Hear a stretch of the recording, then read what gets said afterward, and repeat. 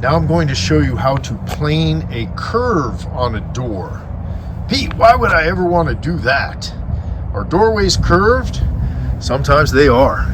Here's an example. So we've got our stunt door down here. And let's say you just installed it. Here's our top, and you've got this beautiful gap going all the way down.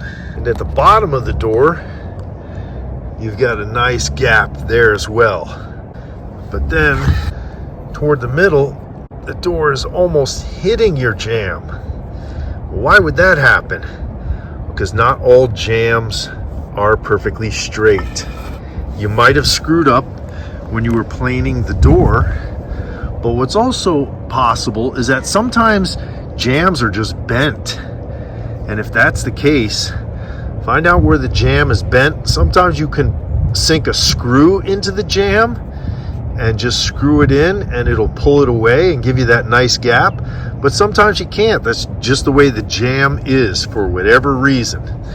So you've got a nice gap on the bottom, you got a nice gap on top, but right here in the middle, it's rubbing. So your jamb is banana shaped.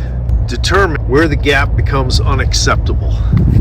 So I see right here, I've got my nice 1/8 inch gap, but then when I get down to here, it's getting awfully tight. So I'll just make a mark. Let's say right there, it's starting to get tight. It's tight right here. I go down a little more. So right here, my gap is good again.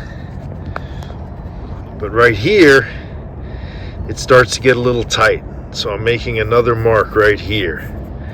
So now I see between this mark and this mark, I need to get it about an 1/8 inch. So I'm gonna make an 1/8 inch mark right there.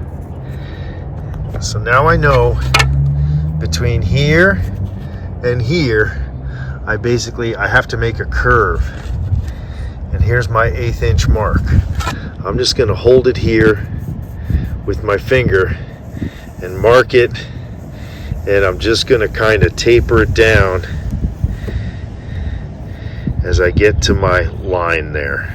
Okay, so see, it gets bigger right there, and then as I go down here,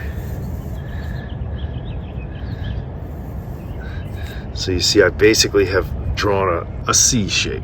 Got my door in the stand and I got it stabilized.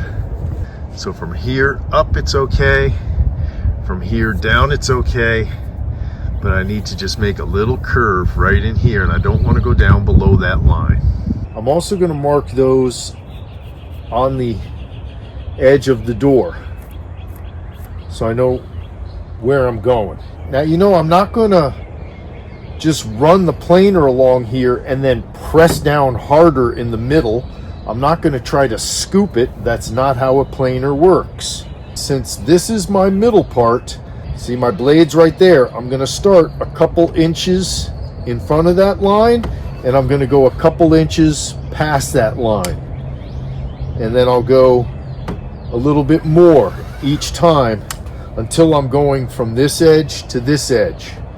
But I'll do 2 passes right here, and then I'll do 2 passes here to here, and then I'll do another pass from here to here, and we'll see how that looks. Again, I'm going on my lowest setting because I don't want to get too aggressive with this stuff. This is fine tuning. I can already feel it a little bit there. So I'm going to go back here a little farther now.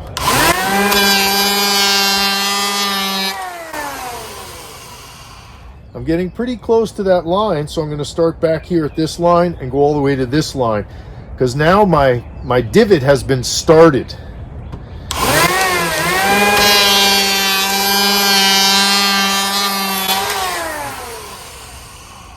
And this took off my lines here, so now I can see I'm real close to that line. I'm going to go one more time.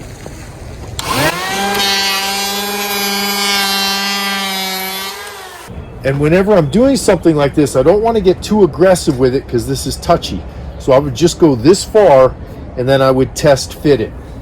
I put a straight edge on here And I can just barely see some light coming through here. So I'm going to go one more from here to here, and then one more long one.